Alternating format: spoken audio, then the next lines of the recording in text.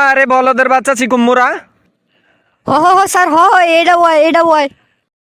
দেখে তো খুব বিলিয়ন মনে হচ্ছে। দেখি কয়েকটা প্রশ্ন করি, আপনি উত্তর দেন, তাইলেই বুঝবার পামু আন্নে ক্যাঙ্কা বিলিয়ন। বলেন তো, ভারত মানে ইন্ডিয়া কোথায় অবস্থিত? এইটা কি ব্যাপার? আমার সাথে তো আমার বন্ধু আছে ভাইবা দিবার নিগা। আমার বন্ধুর কথা স্যারে জানলো কি ভাই?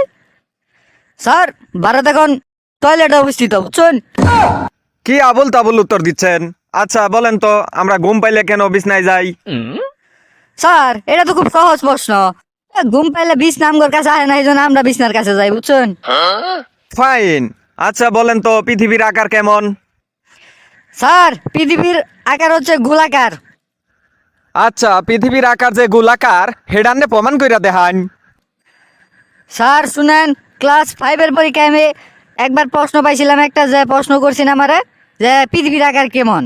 স্যার আমি লিখছিলাম 4 কোণা, এই স্যার কাটটা দিল।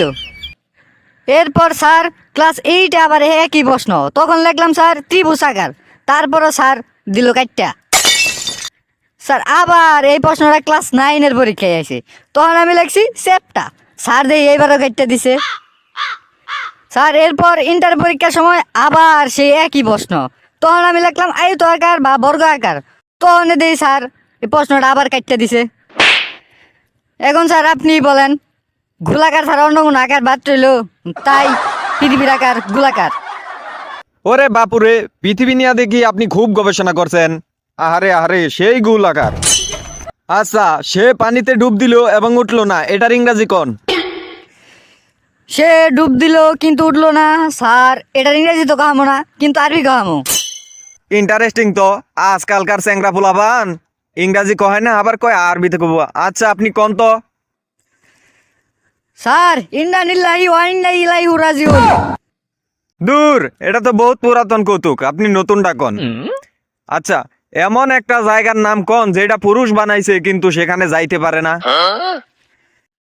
স্যার প্রশ্নটা খুব জটিল, কিন্তু এমন কোনো প্রশ্ন নাই যে আমার কাছে উত্তর নাই। স্যার এটার উত্তর হবে লেডিস টয়লেট, যেটা পুরুষেরা বানায় কিন্তু যাইতে পারে না। ফাইন, বেশ ফাইন। আচ্ছা বলেন তো, বিবিসি এর পূর্ণরূপ কি? স্যার বিবিসি তো হইল বন্ধুক কোম্পানির নাম। কি কোন, বিবিসি বল্টুকর কোম্পানির নাম? আরে স্যার বিবিসি মানে হলো বল্টু বিস্কুট কোম্পানি। আরে বলদের বাচ্চা চিকুম্মুরা। হ হ হ স্যার হ হ, এটা ওয়াই। ঠিক আছে ঠিক আছে। আচ্ছা বলেন তো, যীশু খ্রিস্ট, শ্রীকৃষ্ণ, এদের মিল কোথায়? স্যার এনাদের মধ্যে মিল হচ্ছে এরা সবাই বিখ্যাত লোক, আর এদের মধ্যে সর্বোচ্চ বড় মিল হচ্ছে এরা সবাই ছুটির দিনে জন্মগ্রহণ করছে, বুঝছেন স্যার? হ্যাঁ, এটাই তাদের মধ্যে সবচেয়ে বড় মিল। আচ্ছা যাই হোক, ইতিহাস থেকে একটা প্রশ্ন ধরি, দেই কেসা হেরম কেসা দিম এখন। শাহিদা বাহের জীবনকাল কত? স্যার আমাদের বইয়ের মধ্যে তো কোনো বইয়ের ভিতরে শাহিদা ভাইয়ের জন্মকাল লেখা নাই, তাহলে কেমনের উত্তরটা দেই? পাগল নাকি? প্রত্যেক বইয়ে লেখা আছে শাহিদা বাহের জন্মকাল। 1570 সালে জন্ম নিছে, 1665 সালে মারা গেছে। এটা তো প্রত্যেক বইয়ে আছে। এটা হচ্ছে শাহিদা বাহের জীবনকাল। কি কোন স্যার, এটা শাহিদা ভাইয়ের জন্মকাল? স্যার এটা তো আমি ভাবছিলাম শাহিদা ভাইয়ের মোবাইল নাম্বার। হালা তো বালে বিটকাল দেহি। ঠিক আছে ঠিক আছে, এবার বিজ্ঞান থেকে একটা প্রশ্নের উত্তর দেন। কোন তো ফল বললে উপর দিকে না পড়া নিচে মধ্যে পড়ে কে? স্যার এটা নিয়ে তো মেলা কাহিনী হয়ে গেছে গা, নিউটন পর্যন্ত কাহিনী করে মাথা কামে সাইডে দিছে। তবে স্যার এটা নিয়ে আমারও একটা কাহিনী আছে। হ, আপনি তো দেখি বিরাট গবেষক। তা আপনার গবেষণায় কি আহে কোন তো? স্যার উঠবে তো খাওয়া না মানুষ নাই, নিচে আমরা আছি, সেই জন্য নিচে পড়ে, বুঝছেন?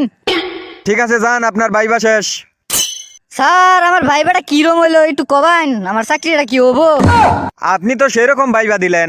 আচ্ছা, এটা এমএক্স কার্টুন বাংলা দর্শকের রাই কইক, আপনার চাকরি দিমু কি দিমু না? আচ্ছা দর্শক বন্ধুরা, এর চাকরি কি দিমু কেঙ্কা হবো চাকরি দিলে? আপনারা এটা কইয়া যান, কমেন্ট বক্সে কইয়া যান, বুঝছুন?